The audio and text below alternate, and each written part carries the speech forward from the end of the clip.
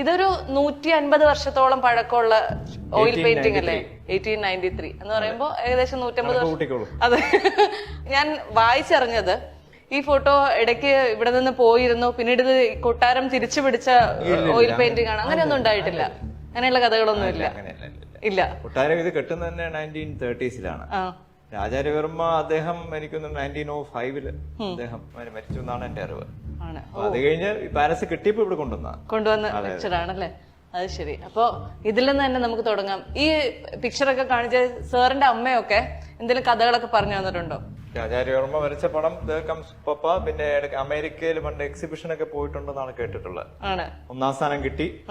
അത് കഴിഞ്ഞ് വന്നപ്പോഴാണ് ഇദ്ദേഹത്തിനെ ഇവിടെ വന്നിട്ട് 2ാമത് ആഡ് ചെയ്തതെന്നാണ് കേട്ടിരിക്കുന്നത് അല്ലേ? കണ്ടിട്ട് ഇവിടുത്തെ ഒരു ഛായ ഇല്ലല്ലോ. സത്യം. അതെ. പക്ഷെ അന്നേ ഇവിടെ കൊണ്ടുവന്ന ആളാണോ എന്നൊരു സംശയമുണ്ട്. ഇതെന്താ സാർ ഇത്?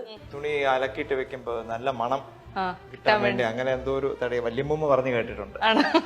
ഇവിടെ സാറിനെ ഏറ്റവും കൂടുതൽ ക്യൂരിയസ് ആയിട്ട് അമ്മയോടും അച്ഛനോടും ഒക്കെ ചോദിച്ചിട്ടുള്ള ഒരു കാര്യം എന്തായിരിക്കും? ഒറ്റ കാര്യം, ഇതില് തൊട്ട് കളിക്കരുതെന്ന് മാത്രം പറഞ്ഞിട്ടുണ്ട്.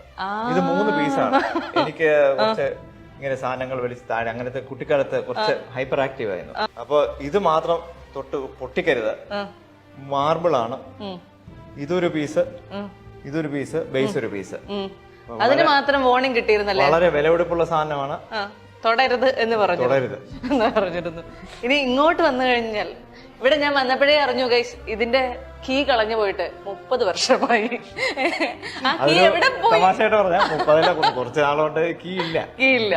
പക്ഷെ ഈ കീയിൽ ഉണ്ടായിരുന്നെങ്കിൽ ഇതിനുള്ളിലിരിക്കുന്ന സാധനങ്ങളൊക്കെ നിങ്ങൾ കണ്ടോ?